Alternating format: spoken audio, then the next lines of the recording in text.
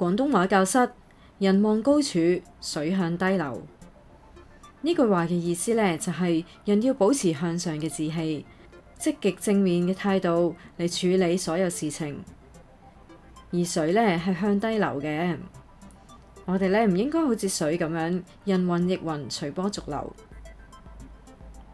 呢句說話呢，同人往高處走，水往低處流呢句說話嘅意思係相同，都係指人希望提升自己，而水呢向低流呢，就係一種自然嘅定律。喺重力嘅帶動之下，水自然係往下流。例如就係某一個人啊，喺公司度打拼咗好耐，職位同埋薪金呢都係屬於一般。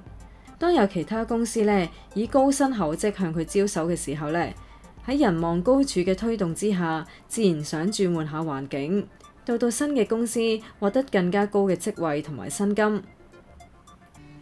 想聽更多故事，可以致電27778899安意志，或者喺 YouTube 搜尋小樹窿電台 Podcast 頻道重溫。拜拜。